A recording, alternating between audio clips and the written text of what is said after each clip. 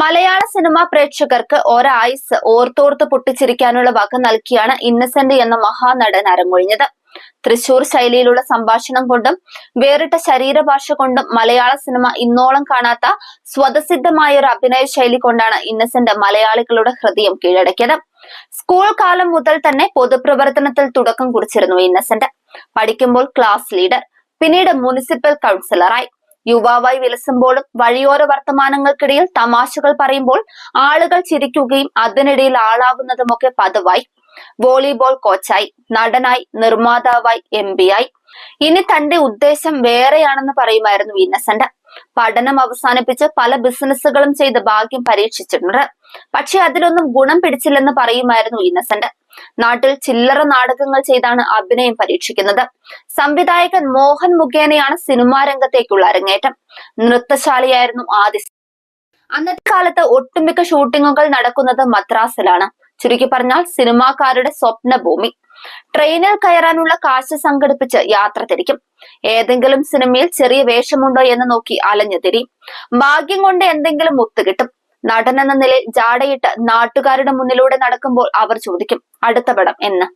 അങ്ങനെ ഒന്നിനെ കുറിച്ച് നിശ്ചയമില്ലാത്തതിനാൽ ചമ്മിയ ചിരിയായിരിക്കും പലപ്പോഴും മറുപടി. അഭിനയിച്ച ചിത്രങ്ങൾ നാട്ടിൽ റിലീസ് ചെയ്യുമ്പോൾ തിയേറ്ററിൽ ചെന്നിരുന്ന് ഇന്നസെന്റും നാട്ടുകാർക്കൊപ്പം പടം കാണും.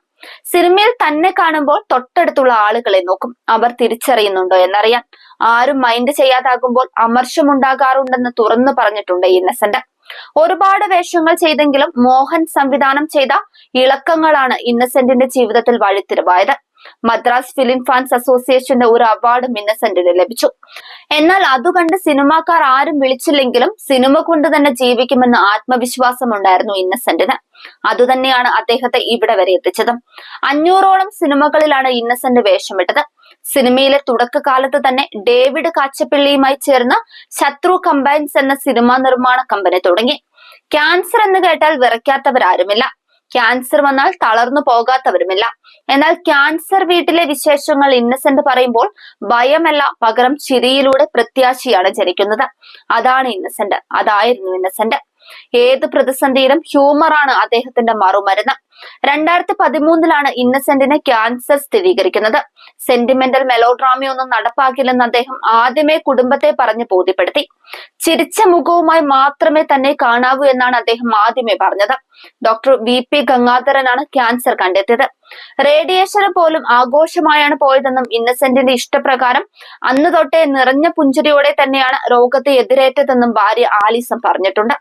രോഗം മൂർച്ഛിക്കുന്ന അവസ്ഥയിൽ കടുത്ത വിഷാദ രോഗത്തിലേക്ക് വഴുതി വീഴാതിരിക്കാൻ എഴുത്തിലേക്ക് തിരിയാൻ ഇന്നസെന്റിനെ പ്രേരിപ്പിച്ചത് സംവിധായകൻ സത്യൻ അന്തിക്കാട്. ഇന്നസെന്റ് എഴുതി മാതൃഭൂമി പ്രസിദ്ധീകരിച്ച ക്യാൻസർ വാർഡിലെ ചിരി എന്ന പുസ്തകം ഏറെ പേർക്കാണ് പിന്നീട് പ്രചോദനമായത്.